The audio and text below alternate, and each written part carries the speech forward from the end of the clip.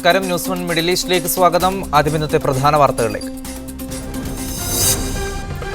അജ്മാനിൽ സന്ദർശക വിസയിലെത്തി പണപ്പിരിവ് നടത്തുന്നവർക്കെതിരെ നടപടി. പിടിയിലായാൽ തടവും ആജീവനാന്ത വിലക്കും ശിക്ഷ.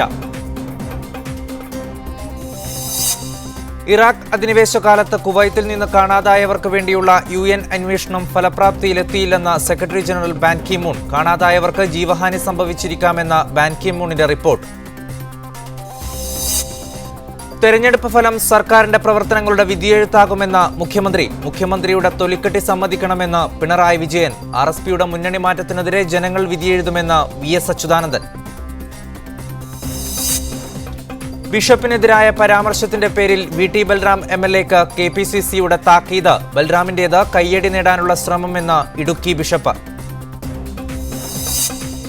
ഭൂമിയിടപാടുകളിൽ അമൃതാനന്ദമയി മഠം വൻ ക്രമക്കേട് കാണിക്കുന്നതായി ആരോപണം. രേഖകളിൽ വില കുറച്ചു കാണിച്ച് നികുതി വെട്ടിക്കുന്നതായും ആക്ഷേപം. വിശദമായ വാർത്തകളിലേക്ക്. അജ്മാനിൽ അനധികൃതമായി പണപ്പിരിവ് നടത്തുന്നവർക്കെതിരെ കർശന നടപടിയെടുക്കുന്നു. രാജ്യത്തിന്റെ പല എമിറേറ്റ്സിൽ നിന്നും പണപ്പിരിവിൽ ഏർപ്പെടുന്നതിനിടയിൽ ധാരാളം പേർ പിടിയിലായതിനെ തുടർന്ന് അജ്മാനിലും സന്ദർശക വിസയിലെത്തി അനധികൃതമായി പിരിവ് നടത്തുന്നവർക്കെതിരെ അധികൃതർ കർശന നടപടി ആരംഭിച്ചു.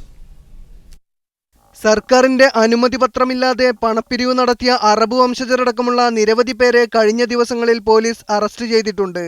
അജ്മാനിന്റെ നുഐമിയ ബുസ്താൻ പ്രദേശത്തു നിന്നാണ് ഇവർ പിടിയിലായത്. സന്ദർശക വിസയിലെത്തി പിരിവ് നടത്തിയവരും വിസ കാലാവധി കഴിഞ്ഞവരും ഇവരിലുണ്ട്. വീടുകൾ, കടകൾ, മാളുകൾ എന്നിവ കേന്ദ്രീകരിച്ച് പിരിവ് നടത്തിയവരാണ് പിടിയിലായത്. അറബ് വീടുകൾ, ഫ്ളാറ്റുകൾ, സർക്കാർ സ്ഥാപനങ്ങൾ എന്നിവിടങ്ങളിൽ പിരിവിനെത്തിയ സ്ത്രീകളും പിടിയിലായിട്ടുണ്ട്. അതിനിടെ കമ്മീഷൻ വ്യവസ്ഥയിൽ ആളുകളെ കൊണ്ടുവന്ന് ഭിക്ഷാടനത്തിന് നിയോഗിക്കുന്ന സംഘങ്ങളെക്കുറിച്ചും പോലീസിന് വിവരം ലഭിച്ചിട്ടുണ്ട്. ഭിക്ഷാടനം നടത്തുന്നവർ തങ്ങൾക്ക് ദിവസവും ലഭിക്കുന്ന വരുമാനത്തിൽ നിന്ന് നിശ്ചിത സംഖ്യ വിസിറ്റ് വിസ എടുത്തു കൊടുക്കുന്നവർക്ക് നൽകണമെന്നാണ് വ്യവസ്ഥ. ഇത്തരത്തിലുള്ള സംഘങ്ങൾ രാജ്യത്തിന്റെ വിവിധ എമിറേറ്റ്സുകൾ കേന്ദ്രീകരിച്ച് പ്രവർത്തിക്കുന്നുണ്ട്. 40% വരെ പണപ്പിരിവിനായി കൊണ്ടുവന്നയാൾക്ക് കൊടുക്കണമെന്നാണ് വ്യവസ്ഥയെന്ന് പിടിക്കപ്പെട്ട പാകിസ്ഥാനി സ്വദേശി പറഞ്ഞു. പെൺമക്കളുടെയും സഹോദരിമാരുടെയും വിവാഹം, വീടു നിർമ്മാണം, ഭാര്യയുടെ ഓപ്പറേഷൻ, മാതാപിതാക്കളുടെ ചികിത്സ തുടങ്ങിയ ആവശ്യങ്ങൾ പറഞ്ഞാണ് പലരും പണപ്പിരിവിന് ഇറങ്ങുന്നത്. സ്ഥാപനത്തിന്റെ പേരിൽ പണപ്പിരിവ് നടത്തിയയാളുടെ കയ്യിൽ നിന്ന് വ്യാജ റെസീറ്റ് ബുക്കും ലെറ്റർ ഹെഡും അന്വേഷണ ഉദ്യോഗസ്ഥർ കണ്ടെത്തിയിട്ടുണ്ട്. കടകൾ മാറി മാറി കയറുന്നവരെയും വാരാന്ത്യ ദിനങ്ങളിൽ ആളുകൾ കൂടുന്നിടത്ത് സംശയാസ്പദമായി കാണുന്നവരെയും അന്വേഷണ ഉദ്യോഗസ്ഥർ നിരീക്ഷിക്കുന്നുണ്ട്. പണപ്പിരിവിനിടയിൽ പിടികൂടിയാൽ ജയിൽ ശിക്ഷയും UAE-യിലേക്കുള്ള ആജീവാനന്ത വിലക്കുമാണ് അധികൃതർ ഏർപ്പെടുത്തിയിരിക്കുന്നത്. മുനവർ വളാഞ്ചേരി, മീഡിയ 1. ഇറാഖ് അധിനിവേശകാലത്ത് കുവൈത്തിൽ നിന്ന് കാണാതായവർക്ക് വേണ്ടി ഐക്യരാഷ്ട്രസഭ നടത്തുന്ന അന്വേഷണത്തിൽ പുരോഗതിയില്ലെന്ന് secretary general Ban Ki Moon. Iraq Kuwait ബന്ധം ശക്തമാവുകയും സഹകരണം വർദ്ധിക്കുകയും ചെയ്തിട്ടും ഇക്കാര്യത്തിൽ ഒന്നും ചെയ്യാനാവാത്തത് ഏറെ നിരാശാജനകമാണെന്ന് ബാൻ കി മൂൺ അഭിപ്രായപ്പെട്ടു. രക്ഷാസമിതി അവലോകന യോഗത്തിൽ സമർപ്പിച്ച റിപ്പോർട്ടിലാണ് ബാൻ കി മൂൺ ഇക്കാര്യം വ്യക്തമാക്കിയത്. ഏറെ അധ്വാനം ചെലവഴിച്ചിട്ടും അന്വേഷണത്തിൽ പുരോഗതിയുണ്ടാക്കാൻ സാധിക്കാത്തത് നിരാശാജനകമാണെന്ന് അദ്ദേഹം ചൂണ്ടിക്കാട്ടി. വിശ്വാസയോഗ്യരായ സാക്ഷികളില്ലാത്തതും മറ്റു രാജ്യങ്ങളിൽ കഴിയുന്ന സാക്ഷികൾ മൊഴി നൽകാൻ തയ്യാറല്ലാത്തതുമാണ് അന്വേഷണ സംഘത്തെ കുഴക്കുന്നത്. UN അസിസ്റ്റന്റ് മിഷൻ ഇൻ ഇറാഖാണ് അന്താരാഷ്ട്ര റെഡ് ക്രോസിന്റെ സഹകരണത്തോടെ അന്വേഷണത്തിന് നേതൃത്വം നൽകുന്നത്. UN പ്രമേയപ്രകാരം തങ്ങളുടെ എണ്ണ വരുമാനത്തിന്റെ ഓരോഹരി ഇറാഖ് സർക്കാർ അന്വേഷണ ചെലവുകൾക്കായി നൽകുന്നുണ്ട്. അധിനിവേശകാലത്ത് ഇറാഖ് സൈന്യം പിടികൂടിയവരുടെ മൃതദേഹങ്ങൾ കണ്ടെടുക്കാൻ 7000-ലധികം ട്രെഞ്ചുകൾ കുഴിച്ചെങ്കിലും ഫലമുണ്ടായില്ലെന്നാണ് റിപ്പോർട്ടിൽ പറയുന്നത്. അധിനിവേശ സമയത്ത് നഷ്ടമായ സെൻട്രൽ ബാങ്കിലെ സേഫുകളുടെ താക്കോലുകൾ, ബാങ്ക് നോട്ടുകൾ, നാണയങ്ങൾ തുടങ്ങിയവ കുവൈത്തിന് തിരിച്ചു നൽകിയിട്ടുണ്ടെങ്കിലും ഗവൺമെന്റുമായി ബന്ധപ്പെട്ട ഔദ്യോഗിക രേഖകളിൽ ഒന്നുപോലും ഇതുവരെ കണ്ടെടുത്തിട്ടില്ല. അടുത്തിടെ 100,000-ഓളം പുസ്തകങ്ങൾ കണ്ടെത്തിയതായി ഇറാഖ് വിദ്യാഭ്യാസ മന്ത്രാലയം വ്യക്തമാക്കിയിരുന്നു. ചില പുരാവസ്തുക്കൾ കണ്ടെടുത്തതായി ടൂറിസം മന്ത്രാലയവും അറിയിച്ചിരുന്നു. എന്നാൽ ഇവയൊന്നും ഇതുവരെ കൈമാറിയിട്ടില്ലെന്ന കാര്യവും റിപ്പോർട്ടിൽ ബാൻ കി മൂൺ ചൂണ്ടിക്കാട്ടി. Media 1, Kuwait city. Medical engineering പ്രവേശന പരീക്ഷകൾക്ക് തയ്യാറെടുക്കുന്ന വിദ്യാർത്ഥികൾക്ക് ഫോക്കസ് ഇന്റർനാഷണലിന്റെ ആഭിമുഖ്യത്തിൽ മോഡൽ എൻട്രൻസ് ടെസ്റ്റ് സംഘടിപ്പിക്കുമെന്ന് ഭാരവാഹികൾ വാർത്താസമ്മേളനത്തിൽ അറിയിച്ചു. വിദ്യാർത്ഥികൾക്ക് പരീക്ഷാഭയം അകറ്റുന്നതിനും ആത്മവിശ്വാസം നൽകുന്നതിനും സഹായകരമാകുന്ന ടെസ്റ്റ് ഈ മാസം 21-ന് ഗൾഫിലെ വിവിധ കേന്ദ്രങ്ങളിൽ വെച്ച് നടക്കും. ഓൾ ഇന്ത്യ എൻട്രൻസ് പരീക്ഷയുടെ നിയമങ്ങളനുസരിച്ചാണ് പരീക്ഷ നടത്തുക. പ്രിൻസിപ്പാൾ ബഷീർ വള്ളിക്കുന്ന്, സലാഹ് കാരടൻ, ഷക്കീൽ ബാബു തുടങ്ങിയവർ വാർത്താസമ്മേളനത്തിൽ പങ്കെടുത്തു. സ്വകാര്യ മേഖലയിലെ വിവിധ സ്ഥാപനങ്ങളിലായി സ്വദേശി യുവതി യുവാക്കളായ തൊഴിലന്വേഷകർക്കുള്ള ജോലിയൊഴിവുകൾ തകാത്ത് എന്ന വെബ്സൈറ്റിൽ പരസ്യപ്പെടുത്തിയതായി സൗദി തൊഴിൽ മന്ത്രാലയം അറിയിച്ചു. രാജ്യത്തെ 13 പ്രദേശങ്ങളിലായി വ്യത്യസ്ത ജോലികളിലേക്ക് 2553 ഒഴിവുകളാണ് മന്ത്രാലയത്തിന്റെ പ്രത്യേക സംവിധാനമായ താഗാത്ത് വെബ്സൈറ്റിൽ പരസ്യപ്പെടുത്തിയത്. റിയാദ് മേഖല 1264 ജോലിയൊഴിവുകൾ രേഖപ്പെടുത്തി 1-ാം സ്ഥാനത്തും ജിദ്ദ ഉൾപ്പെടുന്ന മക്ക മേഖല 863 ജോലിയൊഴിവുകൾ രേഖപ്പെടുത്തി 2-ാം സ്ഥാനത്തുമാണ്. സ്വദേശി യുവതീ-യുവാക്കൾക്ക് തൊഴിൽ കണ്ടെത്തുകയെന്ന ലക്ഷ്യത്തോടെ രൂപം നൽകിയ തഗാത്ത് പദ്ധതി പ്രകാരം തൊഴിലന്വേഷകർക്ക് www.tagattonline.org എന്ന വെബ്സൈറ്റിൽ പേര് രജിസ്റ്റർ ചെയ്യാം. ഹാഫിസ് പദ്ധതിയിൽ പേര് രജിസ്റ്റർ ചെയ്ത് കാത്തിരിക്കുന്നവർക്ക് സ്വകാര്യ സ്ഥാപനങ്ങളിൽ അനുയോജ്യമായ തൊഴിൽ കണ്ടെത്താൻ പുതിയ പദ്ധതി സഹായകരമാകും. ഉംറ സീസൺ തുടങ്ങിയത് മുതൽ ഇതുവരെയുള്ള കണക്കനുസരിച്ച് ഉംറ വിസയിലെത്തി തിരിച്ചു പോകാത്തവരുടെ എണ്ണം 0.12% എന്ന് ഹജ്ജ് മന്ത്രാലയം വെളിപ്പെടുത്തി. തീർത്ഥാടകരുടെ തിരിച്ചുപോക്ക് നിരീക്ഷിക്കുന്നതിന് ഏർപ്പെടുത്തിയ ഇലക്ട്രോണിക് സംവിധാനം അനധികൃത താമസക്കാരുടെ എണ്ണം കുറയ്ക്കാൻ സഹായിച്ചിട്ടുണ്ട്. ഇതുവരെ 33,31,248 ഉംറ വിസകൾ നൽകിയിട്ടുണ്ട്. ഇതിൽ 26,76,776 തീർത്ഥാടകർ പുണ്യഭൂമിയിൽ എത്തിയിട്ടുണ്ട്. ഈ വർഷം ഇതേ കാലയളവിലെത്തിയ തീർത്ഥാടകരെക്കാൾ കൂടുതലാണിത്. ദേശീയ ഇൻഫർമേഷൻ കേന്ദ്രത്തിലെ കണക്കനുസരിച്ച് കഴിഞ്ഞ വർഷം ഇതേ സമയം എത്തിയ തീർത്ഥാടകരുടെ എണ്ണം 20,39,620 വിസ നൽകിയത് 25,82,017 ഈ വർഷം തീർത്ഥാടകരുടെ അപേക്ഷ സ്വീകരിക്കുന്നത് ഇലക്ട്രോണിക് സംവിധാനത്തിലൂടെയാണ്. തീർത്ഥാടകർക്ക് നൽകുന്ന സേവനം മികച്ചതാക്കാനും പോക്കുവരവുകൾ എളുപ്പമാക്കാനും ഇതുവഴി സാധിച്ചിട്ടുണ്ടെന്നും ഹജ്ജ് മന്ത്രാലയം വ്യക്തമാക്കി. ലോക്സഭാ തെരഞ്ഞെടുപ്പ് അടുത്ത പശ്ചാത്തലത്തിൽ മതമേലധ്യക്ഷന്മാരും സാമുദായിക നേതാക്കളും നടത്തുന്ന പ്രസ്താവനകൾക്കും പ്രവർത്തനങ്ങൾക്കും നിയന്ത്രണം ഏർപ്പെടുത്തുമെന്നാവശ്യപ്പെട്ട് പ്രവാസി സംഘടന തെരഞ്ഞെടുപ്പ് കമ്മീഷന് പരാതി നൽകി. ഖത്തറിലെ കോൺഗ്രസ് പോഷക സംഘടനയായ ഇൻകാസാണ് പരാതിക്കാർ. ഇത്തരം പ്രസ്താവനകളെ കൂടി തെരഞ്ഞെടുപ്പ് പെരുമാറ്റച്ചട്ടത്തിന്റെ ഭാഗമാക്കണമെന്നും സംഘടന നൽകിയ പരാതിയിലുണ്ട്. ഈജിപ്തിലെ മുസ്ലിം ബ്രദർഹുഡ് പ്രവർത്തകൻ മുഹമ്മദ് കുവൈത്തിൽ പിടിയിലായി. ഇന്റർപോൾ നൽകിയ പ്രത്യേക ഉത്തരവിന്റെ അടിസ്ഥാനത്തിലാണ് കഴിഞ്ഞ ദിവസം മംഗഫിൽ നിന്ന് ഇയാളെ രാജ്യസുരക്ഷാ ഉദ്യോഗസ്ഥർ കസ്റ്റഡിയിലെടുത്തത്. ഈജിപ്തിലെ ബുർസായിദ് ജയിൽ കയ്യേറ്റ കേസിൽ പ്രതിയായ അൽഗാബുദി 5 മാസം മുമ്പാണ് വാണിജ്യ സന്ദർശന വിസയിൽ കുവൈത്തിലെത്തിയത്. കുവൈത്തിൽ വീട്ടുടമയുടെ മകളെ കൊലപ്പെടുത്തിയ എത്യോപ്യൻ വേലക്കാരി കീഴടങ്ങി. ഇന്ന് രാവിലെ സുലൈബിക്കാതിലാണ് സംഭവം. കുവൈത്തിലെ മുൻ കായിക താരത്തിന്റെ 19-കാരിയായ മകളെയാണ് ജോലിക്കാരി കുത്തിക്കൊലപ്പെടുത്തിയത്. കൃത്യം നടത്തിയ ശേഷം പ്രതി മുറി പുറത്തുനിന്ന് പൂട്ടി പോലീസ് സ്റ്റേഷനിലെത്തി കീഴടങ്ങുകയായിരുന്നു. പോലീസ് കേസ് രജിസ്റ്റർ ചെയ്ത് അന്വേഷണം ആരംഭിച്ചു. സലാലയ്ക്കടുത്ത് ദൽകൂത്തിൽ സ്ഥിതി ചെയ്യുന്ന വൻവൃക്ഷം കാഴ്ചക്കാർക്ക് കൗതുകമാകുന്നു. 13.1 മീറ്ററാണ് ഇതിന്റെ വണ്ണം. ഒമാന്റെ യമൻ അതിർത്തിയോട് ചേർന്ന ഗ്രാമമായ ദൽകൂത്തിലാണ് കാഴ്ചക്കാരിൽ കൗതുകമുണർത്തുന്ന കൽപ്പതരു എന്ന വൃക്ഷമുള്ളത്. പൊതുവെ മരങ്ങൾ കുറവായ അറേബ്യൻ മരുഭൂമിയിൽ വണ്ണം കൊണ്ടാണ് ഈ മരം ശ്രദ്ധേയമാവുന്നത്. 13 മീറ്റർ 10 സെന്റിമീറ്ററാണ് ഇതിന്റെ വണ്ണം. 6 ആളുകൾ ചുറ്റും നിന്ന് കൈപിടിച്ചാൽ എത്താൻ പ്രയാസം. അഡൻസോണി ഡിജിറ്റാറ്റ എന്നതാണ് ഈ മരത്തിന്റെ ശാസ്ത്രീയ നാമം. അറബിയിൽ ഈ വൃക്ഷം ഷജറ തബല്ലദി എന്നാണ് അറിയപ്പെടുന്നത്. നമ്മുടെ കേരവൃക്ഷം പോലെ ഇതിന്റെ എല്ലാ ഭാഗങ്ങളും ഉപയോഗയോഗ്യമാണ്. ഒമാൻ പരിസ്ഥിതി വകുപ്പ് പ്രത്യേക തറയും ചുറ്റുവേലിയും കെട്ടിയാണ് ഈ മരത്തെ സംരക്ഷിച്ചിരിക്കുന്നത്. ഗവൺമെൻറ് തലത്തിൽ വാസ്തവം പറഞ്ഞാൽ ഈ നമ്മുടെ ടൗൺ പ്ലാനിങ് ഓഫീസിൽ ഒരു ഫയൽ ഇതിനു വേണ്ടി ഓപ്പൺ ചെയ്യുമെന്ന് പറഞ്ഞാൽ അതിൻ്റെ പ്രാധാന്യം മനസ്സിലാവും. മരത്തിന് വേണ്ടി ഷജറത്ത് തബലദി എന്നാണ്. 1000 സ്ക്വയർ മീറ്ററോളം സ്ഥലം അതിൻ്റെ ചുറ്റുപാട് ഇട്ടിട്ട് ടൂറിസ്റ്റുകൾക്ക് വേണ്ടിയിട്ട് ഒരു ലാൻഡ് ഫാം ഉണ്ടാക്കിയിട്ടുണ്ട്.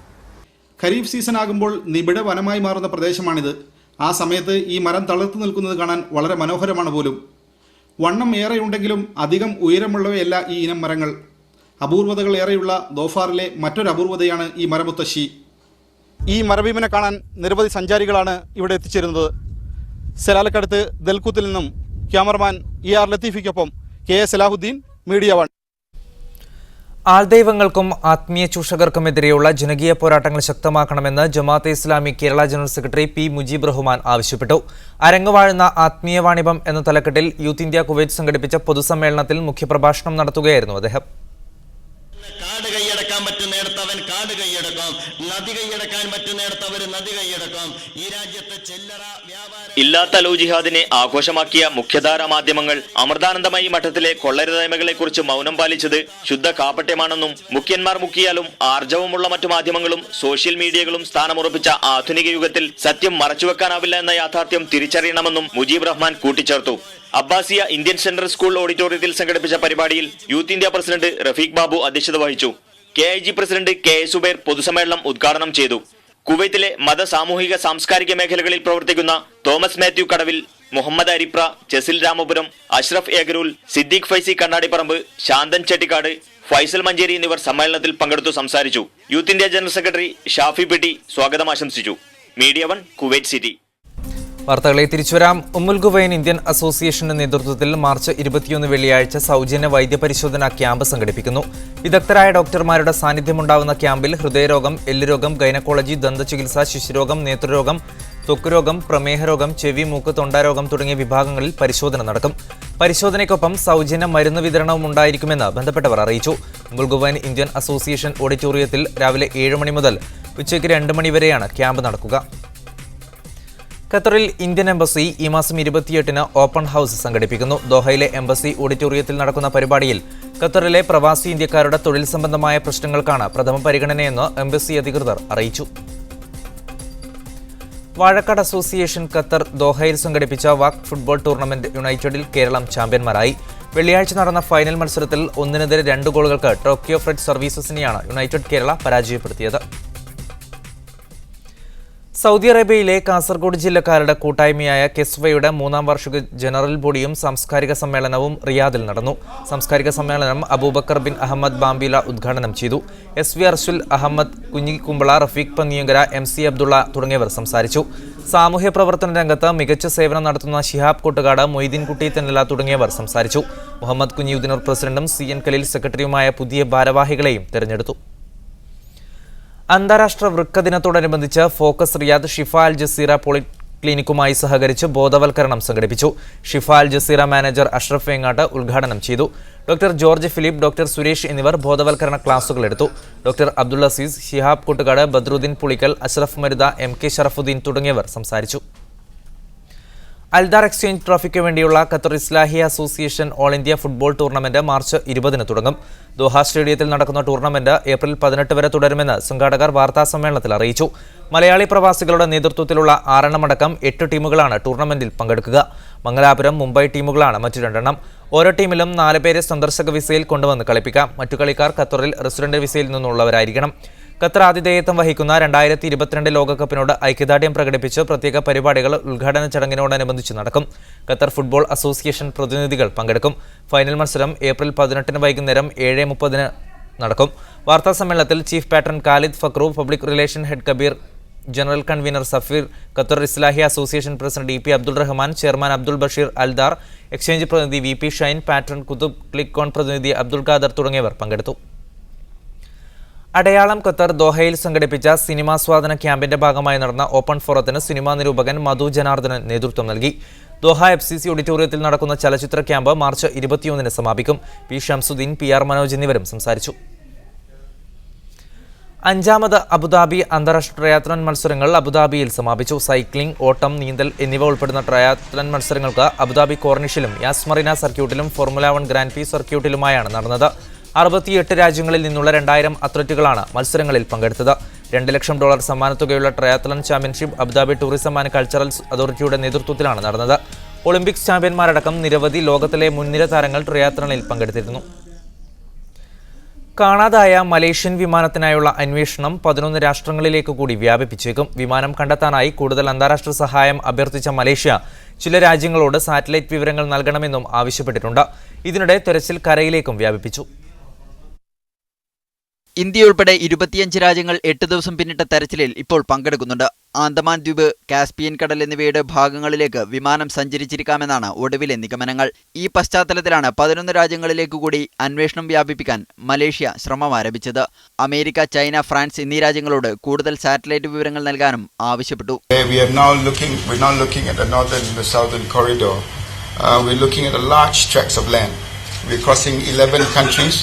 as well as deep and remote oceans. I can confirm that we are asking for satellite data, radar playback, and as I stated in my earlier statement, other information regarding assets. As regards to the ambassadors.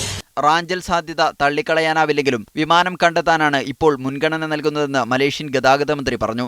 വിമാനത്തിന്റെ pilot, co pilot എന്നിവരുടെ വീടുകളിൽ കഴിഞ്ഞ ദിവസം പരിശോധന നടത്തിയിരുന്നു. വിമാനത്തിലെ യാത്രക്കാർ, ഉദ്യോഗസ്ഥർ, എയർപോർട്ട് ജീവനക്കാർ എന്നിവരിലേക്ക് കൂടി അന്വേഷണം വ്യാപിപ്പിക്കാൻ മലേഷ്യ തീരുമാനിച്ചിട്ടുണ്ട്. ഇതിനിടെ ചില സാറ്റലൈറ്റ് വിവരങ്ങളനുസരിച്ച് വിമാനം കരയിലെത്തിയേക്കാമെന്നും നിഗമനങ്ങളുണ്ട്. ഈ സാധ്യത പരിശോധിക്കുന്നതായി മലേഷ്യൻ വ്യോമയാന തലവനും സ്ഥിരീകരിച്ചു. ഇതിന്റെ അടിസ്ഥാനത്തിൽ തെരച്ചിൽ കരയിലേക്കും വ്യാപിപ്പിച്ചിട്ടുണ്ട്. News desk media 1.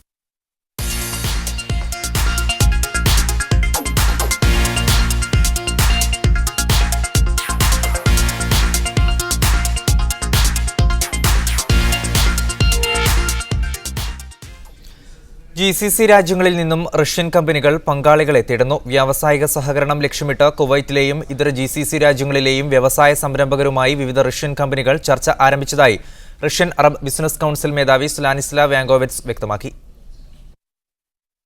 ഊർജ്ജ ഉൽപാദനം, പെട്രോളിയം, പ്രകൃതിവാതകം, റിയൽ എസ്റ്റേറ്റ്, കൃഷി തുടങ്ങിയ മേഖലകളിൽ സഹകരിച്ച് പ്രവർത്തിക്കുന്നതിനായുള്ള ചർച്ചകളാണ് നടന്നുവരുന്നത്. അറബ് റഷ്യൻ സഹകരണ കൗൺസിലാണ് ചർച്ചകൾക്ക് മേൽനോട്ടം വഹിക്കുന്നത്. റഷ്യൻ പൊതുമേഖലാ സ്ഥാപനങ്ങളും സ്വകാര്യ സംരംഭകരും കുവൈത്ത് അടക്കമുള്ള GCC രാജ്യങ്ങളുമായുള്ള സഹകരണം വഴി മികച്ച നേട്ടമുണ്ടാക്കാൻ കഴിയുമെന്ന പ്രതീക്ഷയിൽ ഊർജ്ജ ഉൽപാദനം, പെട്രോളിയം, പ്രകൃതിവാതകം, റിയൽ എസ്റ്റേറ്റ്, കൃഷി തുടങ്ങിയ മേഖലകളിൽ സഹകരിച്ച് പ്രവർത്തിക്കുന്നതിനായുള്ള ചർച്ചകളാണ് നടന്നുവരുന്നത്. അറബ് റഷ്യൻ സഹകരണ കൗൺസിലാണ് ചർച്ചകൾക്ക് മേൽനോട്ടം വഹിക്കുന്നത്. റഷ്യൻ പൊതുമേഖലാ സ്ഥാപനങ്ങളും സ്വകാര്യ സംരംഭകരും കുവൈത്ത് അടക്കമുള്ള GCC രാജ്യങ്ങളുമായുള്ള സഹകരണം വഴി മികച്ച നേട്ടമുണ്ടാക്കാൻ കഴിയുമെന്ന പ്രതീക്ഷയിലാണ്. കുവൈത്ത് ന്യൂസ് ഏജൻസിക്ക് അനുവദിച്ച അഭിമുഖത്തിലാണ് സ്റ്റാനിസ്ലാവ് ഇക്കാര്യങ്ങൾ വ്യക്തമാക്കിയത്. അറബ് റഷ്യൻ നിക്ഷേപ സഹകരണം ലക്ഷ്യമിട്ട് 10 വർഷങ്ങൾക്ക് മുമ്പ് സ്ഥാപിതമായ കൗൺസിലിൽ ചെറുതും വലുതുമായ 500ഓളം കമ്പനികൾ ഇതിനോടകം അംഗങ്ങളായുണ്ട്. കൗൺസിൽ രൂപീകൃതമായ ശേഷം റഷ്യയും അറബ് മേഖലയും തമ്മിലുള്ള വ്യാപാര വിനിമയം 10 മടങ്ങ് വർദ്ധിച്ചതായും അദ്ദേഹം ചൂണ്ടിക്കാട്ടി. Media 1, Kuwait city. ക്രിമിയയിൽ ഇന്ന് നടന്ന ഹിതപരിശോധന പൂർത്തിയായി. അതിന്റെ ഫലം ഇപ്പോൾ പ്രഖ്യാപിക്കുകയാണ്. ഇലക്ഷൻ കമ്മീഷൻ ചെയർമാൻ ഫലം പ്രഖ്യാപിച്ചുകൊണ്ട് സംസാരിക്കുകയാണ്. അതിന്റെ തത്സമയ സംരക്ഷണത്തിലേക്ക്. Опять же таки, то, о чем говорили в течение всего сегодняшнего дня, это предусмотрено положением, и никаких препятствий для журналистов, даже в вашей компании, никаких не будет. Да.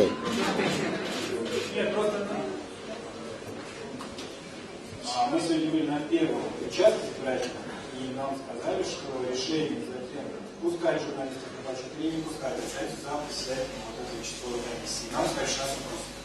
Я не знаю, давайте называть опять конкретно. Участок номер 1, на улице Пушкина. Хорошо, мы еще раз расскажем председателю участковой комиссии, каков порядок работы с журналистами, в том числе, замечу, аккредитованными, кстати, да, на работу в период подсчета голосов.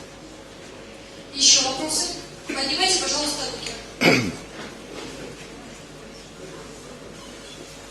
Русские телевидения заявили, что 93%... Представляйтесь, пожалуйста. Александр Васильевич Владимирович.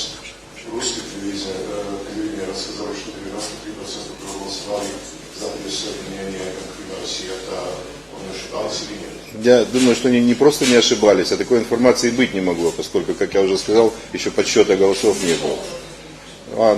Я не отслеживал ситуацию с Экзерполом, поэтому то, что они объявили и заявили, это, естественно, вы понимаете, никоим образом не относится к тем итогам, которые подводят комиссии. Еще вопросы? ക്രിമിയയിൽ ഇന്ന് നടന്ന ഹിതപരിശോധന പൂർത്തിയായി. അതുമായി ബന്ധപ്പെട്ട് ഇലക്ഷൻ കമ്മീഷണർ സംസാരിക്കുകയായിരുന്നു. എക്സിറ്റ് പോൾ സർവേ പ്രകാരം 93% ആളുകൾ ക്രിമിയ റഷ്യയിൽ ചേരുന്നതിനോട് അനുകൂലമായി വോട്ട് ചെയ്തു എന്നാണ് അദ്ദേഹം പറഞ്ഞത്. അതിന്റെ കൂടുതൽ വിവരങ്ങൾ പിന്നീട് അറിയിക്കുമെന്നും അദ്ദേഹം പറഞ്ഞു.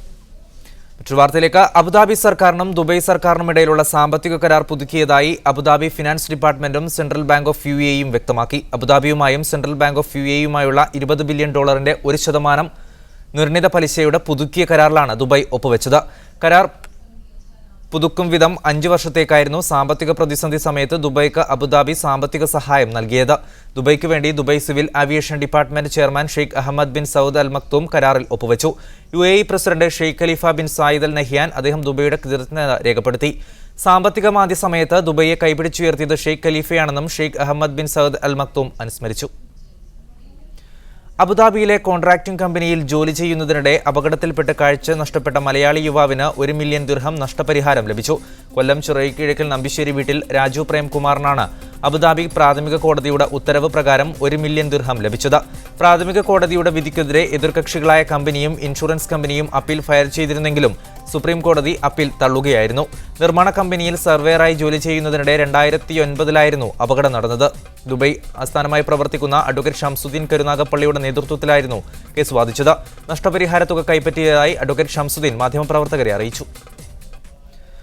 ഒമാനിൽ പലയിടത്തും ശക്തമായ മഴക്കെടുതിയിൽ 6 പേർ മരിച്ചു. മഹദ, ജബൽ അക്തർ എന്നിവിടങ്ങളിൽ മലവെള്ളപ്പാച്ചിലിൽ മുറിച്ചുകടക്കവെ ഒഴുക്കിൽപ്പെട്ടാണ് 5 പേർ മരിച്ചത്. ഷിനാസിൽ ഒരാൾ മിന്നലേറ്റ് മരിച്ചു. മഴയെ തുടർന്ന് വിവിധ ഇന്ത്യൻ സ്കൂളുകൾക്ക് ഇന്ന് അവധിയായിരുന്നു. ഗൾഫ് തീരത്ത് രൂപം കൊണ്ട ന്യൂനമർദ്ദമാണ് മഴയ്ക്ക് കാരണം. നദികൾ നിറഞ്ഞൊഴുകി പലയിടത്തും ഗതാഗതം തടസ്സപ്പെട്ടു. റോഡുകൾ തകർന്നു. 2 ദിവസമായി തുടരുന്ന മഴ നാളെ ദുർബലമാകുമെന്ന് കാലാവസ്ഥാ നിരീക്ഷണ കേന്ദ്രം അറിയിച്ചു.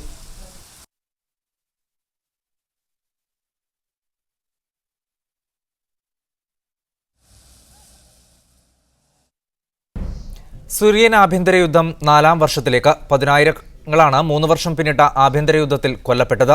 പ്രശ്നപരിഹാരത്തിന് അന്തർദേശീയ തലത്തിൽ നടന്ന പശ്ചിമേഷ്യയിലും ഉത്തരാഫ്രിക്കൻ രാജ്യങ്ങളിലും ജനകീയ മുന്നേറ്റത്തിന്റെ കൊടുങ്കാറ്റുയർത്തിയ അറബ് വസന്തത്തിന്റെ ഭാഗമായാണ് സിറിയയിലും ഏകാധിപത്യത്തിനെതിരായ പ്രക്ഷോഭം തുടങ്ങിയത്.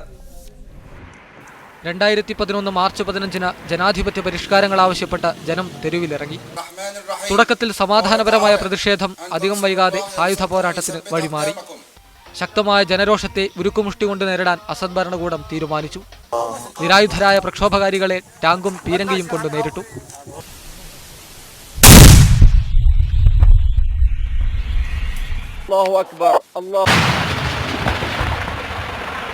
ഇന്ന് അപരിഹാര്യമായ ദുരന്തമുഖത്താണ് സിറിയ. 3 വർഷമായി തുടരുന്ന ആഭ്യന്തര യുദ്ധത്തിൽ 1,40,000-ഓളം സാധാരണക്കാർ മരിച്ചു. 25 ലക്ഷത്തോളം പേർ അഭയാർത്ഥികളായി. 3.5 ലക്ഷത്തോളം കുട്ടികൾ അനാഥരായി. 20 ലക്ഷത്തോളം വീടുകൾ തകർന്നു. 1 കോടിയോളം ജനങ്ങൾക്ക് അടിയന്തര സഹായം ആവശ്യമാണെന്ന് ഐക്യരാഷ്ട്രസഭ പറയുന്നു. സാമ്പത്തിക രംഗത്തും ആഭ്യന്തര യുദ്ധം സിറിയയ്ക്ക് കനത്ത ആഘാതമാണ് ഏൽപ്പിച്ചത്. പ്രതിദിനം $200 മില്യൺ നാശനഷ്ടങ്ങൾ ഉണ്ടാകുന്നുവെന്നാണ് കണക്ക്. രാജ്യത്തിന്റെ പ്രധാന വരുമാനമാർഗമായ എണ്ണ ഉൽപ്പാദനത്തിൽ കനത്ത ഇടിവുണ്ടായി. ഒരു രാഷ്ട്രമെന്നതിൽ നിന്ന് മനുഷ്യരക്തമൊഴുകുന്ന ദുരന്തഭൂമിയായി മാറി സിറിയ.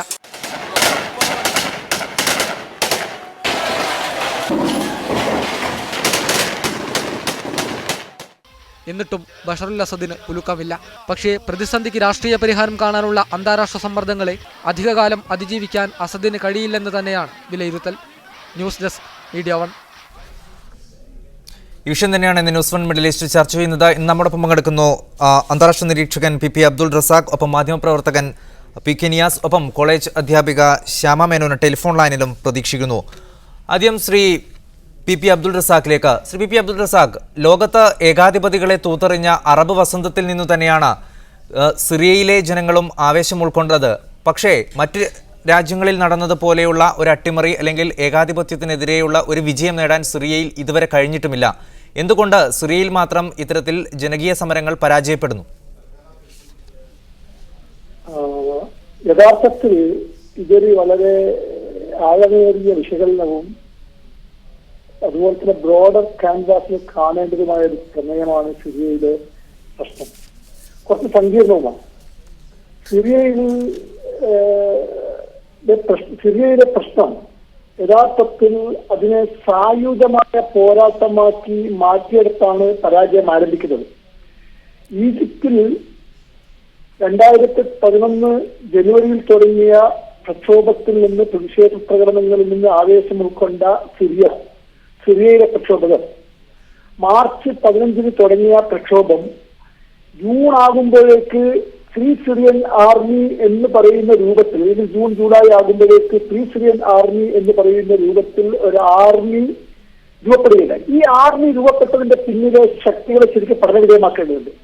ബഷാർ അൽ അസദിന്റെ ആർമിയിൽ നിന്ന് കൂറുമാറി വന്ന ആർമിയിലെ ആളുകൾ യഥാർത്ഥത്തിൽ സായുധമായി സംഘടിക്കുകയും അങ്ങനെ സമാധാനപരമായി നടക്കുന്ന ഒരു പോരാട്ടത്തെ സിവിൽ വാറിലേക്ക് കൊണ്ടെത്തിക്കുകയും ചെയ്യുകയായിരുന്നു. ഇത് സിവിൽ വാറായി മാറിയതാണ് യഥാർത്ഥത്തിൽ സിറിയയിലെ ഈ പ്രക്ഷോഭം അല്ലെങ്കിൽ വിപ്ലവം ഒരു ഊരാക്കുടുക്കാക്കി മാറ്റുന്നിടത്ത് ബഷാർ അൽ അസദ് വിജയിച്ചത്. അവിടെ സംഭവിച്ച കാര്യം വെച്ചാൽ ഈജിപ്തിൽ മിലിറ്ററി ഈ നിന്നൊരു കൂറുമാറ്റവും നടന്നില്ല. പ്രക്ഷോഭകരാകത്തെ സായുധമായി മാറുകയും ചെയ്യുകയുണ്ടായില്ല. സിറിയയിൽ മിലിറ്ററിയിൽ നിന്ന് കൂറുമാറ്റം ഉണ്ടാവുകയും അതുപോലെ തന്നെ മിലിറ്ററിക്കെതിരെയുള്ള ആക്രമണം ഭരണകൂടം തന്നെ സംഘടിപ്പിക്കുകയും അങ്ങനെ ഭരണകൂടം സംഘടിപ്പിച്ച ആക്രമണത്തിനെതിരിൽ പ്രക്ഷോഭകർ സംഘടിപ്പിച്ചെന്ന ആരോപണത്തിന്റെ പേരിൽ ഭരണകൂടം പ്രക്ഷോഭകർക്ക് നേരെ നിറയൊഴിക്കുകയും അങ്ങനെ ആ നിറയൊഴിക്കൽ തുടരുകയും ചെയ്തപ്പോൾ ഫ്രീ സിറിയൻ ആർമി എന്ന് പറയുന്ന ഒരു ആർമി രൂപപ്പെടുകയും ആ ആർമി തിരിച്ചടിക്കുന്നു എന്ന് വരുത്തി തീർക്കുകയും അതോടുകൂടി ആഭ്യന്തര യുദ്ധമാവുകയും ചെയ്തു. ഈ ആഭ്യന്തര യുദ്ധമായിരിക്കെ പണ്ട് ലബനാനിൽ 1975 മുതൽ 89 വരെ നടന്ന ഒരു ആഭ്യന്തര യുദ്ധത്തിന്റെ സ്വഭാവം, അല്ലെങ്കിൽ അഫ്ഗാനിസ്ഥാനിൽ ഉണ്ടായ ആഭ്യന്തര യുദ്ധത്തിന്റെ സ്വഭാവം, അതായത് അമേരിക്ക റഷ്യ പിന്താങ്ങിയ ശേഷം സോവിയറ്റ് യൂണിയൻ പിന്താങ്ങിയ ശേഷം ഉണ്ടായ ആഭ്യന്തര യുദ്ധത്തിന്റെ സ്വഭാവം, ഈ സ്വഭാവത്തിൽ നിന്ന് ആഭ്യന്തര യുദ്ധത്തിന്റെ സ്വഭാവത്തിലേക്ക് സിറിയൻ പ്രശ്നം സങ്കീർണമാവുകയാണ് ഉണ്ടായത്. ഇവിടെ നമ്മള് ശരിക്ക് കൃത്യമായിട്ട് അതിന്റെ ക്രോണോളജി ഒന്ന് പരിശോധിച്ച് നോക്കിയാൽ മാർച്ച് 15 തുടങ്ങി മാർച്ച് 18 ദർഅയിൽ വെച്ച് സെക്യൂരിറ്റി ഫോഴ്സസ് നിറയൊഴിക്കുന്നു. മാർച്ച് 23 വീണ്ടും നൂറുകണക്കിന് ആളുകളെ കൊണ്ടുകൊണ്ട് സിറിയൻ മിലിറ്ററി നിറയൊഴിക്കുന്നു. മാർച്ച് 25 2011 മാർച്ച് 25 ഫ്രൈഡേ പേർ, അന്ന് ഫ്രൈഡേ ആണ്. ഫ്രൈഡേ പേറിന് ശേഷം ഈ സിറിയയിലുടനീളം പ്രക്ഷോഭം നടക്കുന്നു. ആ പ്രക്ഷോഭത്തെ അടിച്ചമർത്തുന്നതിന് വേണ്ടി അറസ്റ്റ്, പട്ടാളത്തെയും പോലീസിനെ ഉപയോഗിച്ചുകൊണ്ടുള്ള അവരുടെ മുഷ്കുപയോഗിച്ചുകൊണ്ടുള്ള അടിച്ചമർത്തൽ ഇത് തുടരുന്നു. മാർച്ച് 29 സിറിയൻ ഗവൺമെന്റ് ചില കാര്യങ്ങൾ പ്രഖ്യാപിക്കുന്നുണ്ട്. ഗവൺമെന്റ് റിസൈൻ ചെയ്യുന്നു, ചില അസദിന്റെ ചില എന്താ പറയാ കൺസെഷൻസ് നൽകുന്നു പ്രക്ഷോഭകർക്ക്. അതുപോലെ തന്നെ നിക്കാബ് ധരിച്ചുകൊണ്ട് കോളേജ് അധ്യാപകർക്കും സ്കൂൾ അധ്യാപകർക്കും പഠിപ്പിക്കാൻ സാധിക്കില്ല എന്ന് പറയുന്ന സംബന്ധിച്ച് മാറ്റം വരുത്തുന്നു. അതേപോലെ എമർജൻസി ലോ പിൻവലിക്കാമെന്ന് ഇങ്ങനെയൊക്കെ ചില വാഗ്ദാനം നൽകുന്നു. പക്ഷെ പ്രക്ഷോഭകർ അസദ് പോയിട്ട് മാത്രമേ എന്താവുകയുള്ളൂ, പ്രക്ഷോഭം നിർത്തുകയുള്ളൂ എന്ന് പറഞ്ഞു. ഞാൻ താങ്കളിലേക്ക് തിരിച്ചു വരാം. കൂടുതൽ വിവരങ്ങൾ അറിയേണ്ടതുണ്ട്. മാധ്യമപ്രവർത്തകൻ പി കെ നിയാസ് ഉണ്ട്.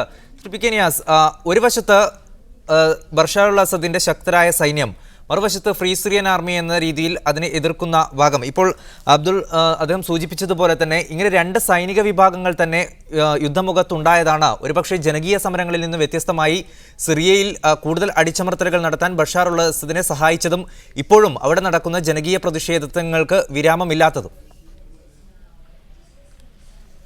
ബഷാർ അൽ അസദിന്റെ അടിച്ചമർത്തൽ നയങ്ങൾക്ക് കാരണങ്ങൾ പലതുമുണ്ട്. ഇതിപ്പറഞ്ഞ സൈനിക വിഭാഗങ്ങളും അതുപോലെ തന്നെ ഗവൺമെന്റ് സൈന്യം തമ്മിലുള്ള പ്രശ്നങ്ങൾ മാത്രമല്ല, പ്രധാനപ്പെട്ട ഒരു ഘടകം എന്ന് പറയുന്നത് അന്താരാഷ്ട്ര സമൂഹത്തിന്റെ ഇരട്ടത്താപ്പാണ്. അന്താരാഷ്ട്ര സമൂഹം വ്യക്തമായി രണ്ട് ചേരിയിലാണ് ഇപ്പോൾ സിറിയൻ പ്രശ്നത്തിൽ നിലകൊള്ളുന്നത്, നമുക്കറിയാം. എന്ന് മാത്രമല്ല, ഇപ്പോൾ പ്രശ്നം അതിസങ്കീർണമായിരിക്കും. നേരെ സൂചിപ്പിച്ചതുപോലെ തികച്ചും ആഭ്യന്തരമായ ഒരു കലാപത്തിലേക്ക് സിറിയ നീങ്ങിയിരിക്കുന്നു. അതിനോടൊപ്പം തന്നെ സിറിയയിൽ ഒരു അഥവാ ഗവൺമെന്റിനെ അല്ലെങ്കിൽ ബഷാർ അൽ അസദിനെയും അയാളുടെ കൂട്ടാളികളെയും പിന്തുണച്ചിരുന്ന റഷ്യ തികച്ചും അന്താരാഷ്ട്രത്തിൽ വേറൊരു രീതിയിലേക്ക് നീങ്ങിക്കൊണ്ടിരിക്കുകയാണ്. ഒരു പ്രമുഖനായ കഴിഞ്ഞ സൂചിപ്പിച്ചതുപോലെ ലോകം ഒരു ചെസ് ബോർഡായി കാണുകയും ആ ചെസ് ബോർഡിൽ ഒരേ സമയത്ത് 3 or 4 കരുനീക്കങ്ങൾ നടത്തുകയും ചെയ്യുകയാണ് പുടിൻ ചെയ്തുകൊണ്ടിരിക്കുന്നത്. അപ്പോൾ അമേരിക്കയെ സംബന്ധിച്ചിടത്തോളം അമേരിക്ക ഇപ്പോൾ അഭിനന്ദിക്കുന്ന ശ്രദ്ധ മുഴുവന് ഈ ഇറാൻ ആണവ നിലവുമായി ബന്ധപ്പെട്ട വിഷയത്തിലേക്കും അതുപോലെ തന്നെ ഇസ്രായേലുമായിട്ടുള്ള ചർച്ചകൾ പുനരാരംഭിക്കുന്നതിലേക്കും ശ്രദ്ധ തിരിക്കുന്ന ഒരു അവസ്ഥയായിരുന്നു അമേരിക്ക. ഒബാമയെ സംബന്ധിച്ചിടത്തോളം അദ്ദേഹത്തിന്റെ പ്രധാനപ്പെട്ട അജണ്ടയിൽ സിറിയ ഇല്ല എന്നുള്ളതാണ് വസ്തുത. അങ്ങനെ അല്ലായിരുന്നുവെങ്കിൽ നമുക്കറിയാം അവിടെ ആയുധ പ്രയോഗം നടത്തിയ ഒരു സമയത്ത് ഒബാമ ഇടപെടേണ്ടതായിരുന്നു. സൗദി അറേബ്യ ഉൾപ്പെടെയുള്ള രാജ്യങ്ങൾ അതിശക്തമായി ആവശ്യപ്പെട്ടു. അതിന്റെ പേരിൽ സൗദി അമേരിക്കയുമായി ഉടക്കുക പോലും ഉണ്ടായി. നമുക്കറിയാം ലിബിയയിലും അതുപോലെ ഇറാഖിലും ഇല്ലാത്ത അണുവായുധത്തിന്റെ പേരിൽ ഇറാഖിൽ ഇടപെട്ട രാജ്യമാണ് അമേരിക്ക. അപ്പോൾ ഇങ്ങനെ ഇടപെടാനുള്ള അവസരം ഉണ്ടായിട്ട് അമേരിക്ക ഇടപെടില്ല എന്നതിന് അർത്ഥം ഇത് ലോക തലത്തിൽ സിറിയയെ ഒരു റീജിയണൽ ഇഷ്യൂ ആക്കി അവർ മാറ്റിയിരിക്കില്ല. യഥാർത്ഥത്തിൽ ഇത് റീജിയണൽ ഇഷ്യൂ അല്ല. കാരണം ഇന്ന് ആധുനിക ലോകത്തെ സംബന്ധിച്ചിടത്തോളം തുല്യതയില്ലാത്ത പീഡനമാണ്, കൊലയാണ് അവിടെ നടത്തിക്കൊണ്ടിരിക്കുന്നത്. ഇപ്പൊ നമുക്കറിയാമല്ലോ 1,46,000 ആളുകൾ ഇവിടെ കൊല്ലപ്പെട്ടു എന്നാണ് പറയുന്നത്. എന്ന് മാത്രമല്ല UN കുറച്ചു മുമ്പ് വരെ UN ഒരു കണക്കെടുപ്പ് നടത്താറുണ്ടായിരുന്നു. ഇപ്പോൾ UN ഔദ്യോഗിക കണക്കെടുപ്പ് പോലും സിറിയയുടെ കാര്യത്തിൽ ഇല്ല എന്നാണ് വസ്തുത. ഇപ്പോൾ നമുക്കറിയാം ബ്രിട്ടനിലെ ഒരു സംഘടന നടത്തുന്ന കണക്കാണ് നമ്മുടെ മുമ്പിലുള്ളത്. അതുപോലെ തന്നെ നമുക്കറിയാം ഏറ്റവും ഗുരുതരമായ ഒരു വശം എന്ന് പറയുന്നത് സിറിയയിൽ ഏറ്റവും വലിയ സിറ്റിയായ ആലപ്പോയിൽ 2 കൊല്ലം മുമ്പ് വരെ അവിടുത്തെ ജനസംഖ്യ 20 ലക്ഷത്തിലേറെയായിരുന്നു. ഇപ്പോൾ അതിന്റെ പകുതി മാത്രമേ അവിടെ ജനങ്ങളുള്ളൂ. മറ്റുള്ള ആളുകൾ കുറെ കൊല്ലപ്പെടുകയോ അഥവാ പലായനം നടത്തുകയോ ചെയ്തിരിക്കുന്നു. ഏറ്റവും രസകരമായ അല്ലെങ്കിൽ ഏറ്റവും ഗുരുതരമായ ഒരു പ്രശ്നം എന്ന് പറഞ്ഞാൽ അവിടുത്തെ ആശുപത്രികളിൽ വലിയൊരു വിഭാഗം ആശുപത്രികൾ തകർക്കപ്പെട്ടിരിക്കുന്നു. ഇന്ന് ഞാൻ വായിച്ച ഒരു റിപ്പോർട്ട് പ്രകാരം അവിടെ ആലപ്പുഴയിൽ 36 ഡോക്ടർമാർ മാത്രമേ സേവനം അനുഷ്ഠിക്കുന്നു എന്ന് പറയുന്നത്. അത്രയും ഗുരുതരമായ സ്ഥിതി.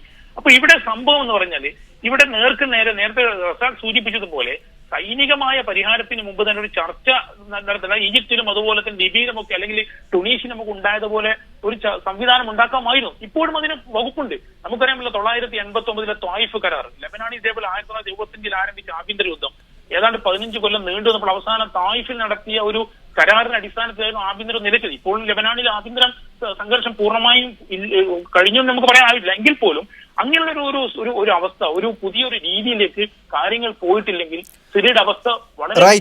ഇപ്പോൾ കാജിദ് എന്ന പ്രേക്ഷകനുണ്ട് ടെലിഫോൺ ലൈനിൽ. കാജിദ് പറഞ്ഞോളൂ. സർ, എന്താണ് പറയാനുള്ളതെന്ന് വെച്ചാല് ഇത് ടുണീഷ്യയുടെ മുല്ലപ്പൂ വിപ്ലവത്തോടനുബന്ധിച്ച് എല്ലായിടത്തും വരുന്ന ഒരു ആഭ്യന്തര പ്രശ്നമാണ്. ഇത് ഏകാധിപത്യ ഭരണത്തിന്റെ ഒരു ചെറിയൊരു പ്രശ്നമാണ് ഇപ്പോൾ കാണുന്നത്. ജനങ്ങൾക്ക് വെല്ലുവിളിയാകുന്ന ഭരണാധികാരികളെ എതിർക്കാൻ പറ്റും എന്നുള്ള ഒരു പ്രോത്സാഹനത്തിൽ നിന്നാണ് ഇത് വന്നത്. ഇത് അന്താരാഷ്ട്ര തലത്തിൽ ഉള്ള ഒരു ഗൂഢാലോചനയാണ്, മൊത്തമായുള്ള ഒരു ഗൂഢാലോചനയുടെ ഫലമായിട്ടാണ് ഇത് വരുന്നത്. ഇത് ഒരേ സമുദായത്തെ ലാക്കാക്കിക്കൊണ്ട് വരുന്ന ഒരു വിപ്ലവത്തിന്റെ ഒരു ഇതാണ് ഈ അടിച്ചമർത്തൽ പ്രക്രിയ. ഇത് ആധിപത്യ മേധാവിത്വത്തോടു കൂടിയുള്ള ഇങ്ങനെയുള്ള സംഭവങ്ങൾ വരുമ്പോൾ മേധാവിത്വം വഹിക്കുന്ന ഇത്തരക്കാരുള്ള ഭരണാധികാരികളെ ഉപയോഗിച്ചുകൊണ്ട് ഒരു ഉന്മൂലനം നാശം ചെയ്യാനാണ് ഇവർ ശ്രമിക്കുന്നത്. കാരണം എന്താന്ന് വെച്ചാൽ, എനിക്ക് പറയാനുള്ള കുറച്ച് സമയം തരണം. എന്താണെന്ന് വെച്ചാല് ഇപ്പൊ പ്രശ്നം, സിറിയയിലെ പ്രശ്നം, ഇവിടെ കൊല്ലപ്പെടുന്നതും കൊല്ലപ്പെടാൻ വേണ്ടി ഉപയോഗിക്കുന്നവരും രണ്ടും ഒരേ വിഭാഗത്തിലാണ്. ഇതോടെയാണ് ഈ അക്രമകാരികൾ, അതായത് ശത്രുക്കൾ ഇതിലൂടെയാണ് മുതലെടുക്കുന്നത്. ഇവിടെ ഒരു പ്രശ്നങ്ങൾ സൃഷ്ടിച്ചു, ആഭ്യന്തരം സൃഷ്ടിച്ചു. ഇതിനെ വിപ്ലവകാരികളെ തീവ്രവാദികളും ഭീകരവാദികളുമാക്കി ചിത്രീകരിച്ചു അന്താരാഷ്ട്ര തലത്തിൽ തന്നെ. എന്നിട്ട് സ്വന്തം നശിക്കുന്നതും നശിപ്പിക്കപ്പെടുന്നതും രണ്ടും ഒരേ വിഭാഗത്തിലാണ്. ഇതൊരു എന്താ പറയുക എന്ന് വെച്ചാൽ ഒരു സമുദായത്തെ ഉന്മൂലനം ചെയ്യാനുള്ള. വളരെയധികം നന്ദി കാജിദ്, ഈ അവസരത്തിൽ പ്രതികരണം അറിയിച്ചതിന്. കോളേജ് അധ്യാപിക ശ്യാമ മേനോൻ ഉണ്ട് ടെലിഫോൺ ലൈനിൽ. ശ്യാമ മേനോൻ, ലോകതലത്തിൽ തന്നെ നിരവധി സമാധാന ചർച്ചകൾ നടക്കുന്നു സിറിയയിലെ പ്രശ്ന പരിഹാരത്തിന് വേണ്ടി. പക്ഷേ ഇപ്പോഴും സിറിയയിൽ നിന്ന് കേൾക്കുന്ന വാർത്തകൾ അത്ര സുഖകരമല്ല. ഒരു പ്രശ്നപരിഹാരവും അവിടെ ഉണ്ടായിട്ടുമില്ല. എന്തുകൊണ്ട് അന്താരാഷ്ട്ര സമൂഹത്തിന്റെ ഭാഗത്ത് നിന്ന് സിറിയയുടെ വിഷയത്തിൽ മാത്രം ഇത്തരത്തിലുള്ള ഒരു വീഴ്ച സംഭവിക്കുന്നു? അത് all is fair in love and war എന്ന് പറയുന്നത് പണ്ടായിരുന്നു. ഇന്ന് യുദ്ധത്തിൽ ഫെയർനെസ് ഉണ്ടോ? രണ്ട് വിഭാഗം അവർക്ക് ശരിയാണെന്ന് തോന്നുന്ന അവർ ചിന്തിക്കുന്നു, പറയുന്നു, പ്രവർത്തിക്കുന്നു. ഇതിൽ ബലിയാടാവുന്ന പാവപ്പെട്ട ജനങ്ങളും. എത്ര പേരാണ് മരിച്ചിരിക്കുന്നത്? അത് നിഷ്കളങ്കരായ കുറെ കുട്ടികളും. അപ്പൊ ഈ 3 വർഷം കൊണ്ട് നമ്മളിത് കണ്ടുകൊണ്ടേ ഇരിക്കുന്നതാണ്.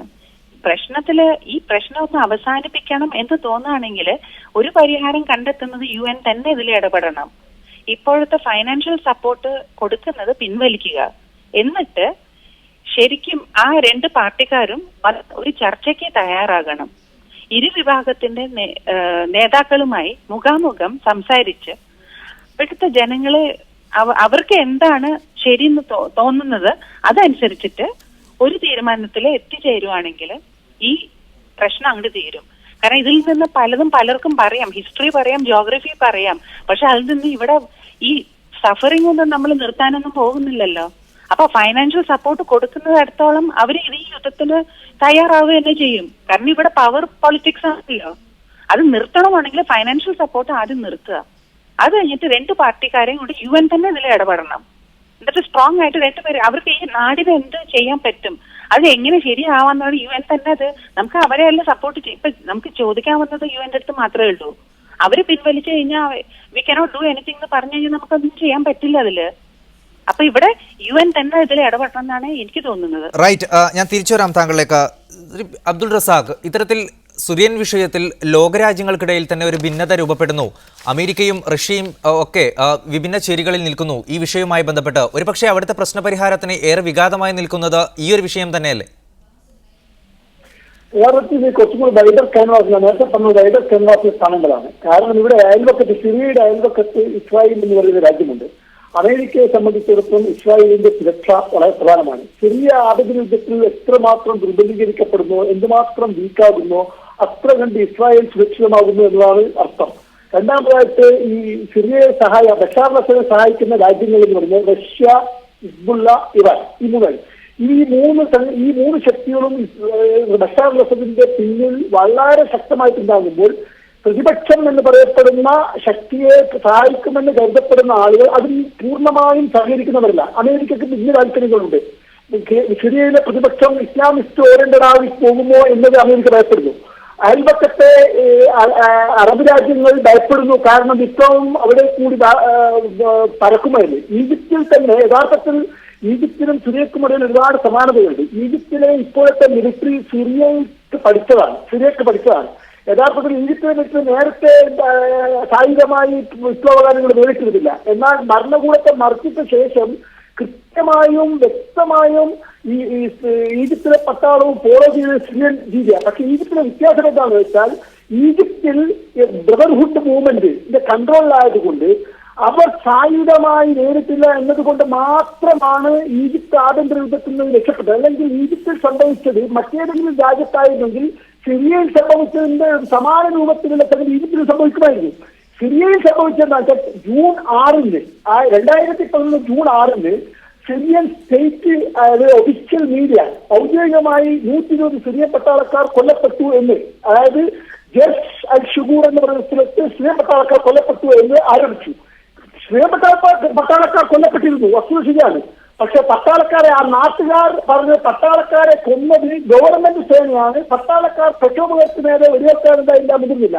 ഇതോടുകൂടി ഇതിനെ ഒരു ആയുധമാക്കിക്കൊണ്ട് സിറിയൻ പട്ടാളം കടുത്ത രൂപത്തിൽ മനുഷ്യാവകാശ ലംഘനം നടത്തുകയും പട്ടാളത്തിന്റെയും പോലീസിന്റെയും ശക്തി ഉപയോഗിച്ചുകൊണ്ട് ഒരു ആഭ്യന്തര യുദ്ധം സൃഷ്ടിക്കുകയും ചെയ്തു. ഈ ആഭ്യന്തര യുദ്ധത്തിൽ സ്വാഭാവികമായും സ്റ്റേറ്റ് ആരുടെ പക്ഷത്താണോ ആ പക്ഷത്തിന്റെ നേരത്തെ കിട്ടുന്ന സാഹചര്യം വന്നു.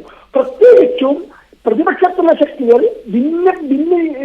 ഭിന്നിച്ചിരിക്കുന്നതിനാലും വ്യത്യസ്ത വിഭാഗങ്ങളെ പ്രതിദാനം ചെയ്യുന്നത്, അതായത് അവിടെ ഫ്രീ സിറിയൻ ആർമി എന്ന് പറയുന്ന അറിഞ്ഞുകൂടാത്ത ഒരു വിഭാഗമുണ്ട്. അതുപോലെ നുസ്ര എന്ന് പറയുന്ന അവർ പാശ്ചാത്യ അൽഖായിദ വിഭാഗം എന്ന് പറയുന്ന ഒരു വിഭാഗമുണ്ട്.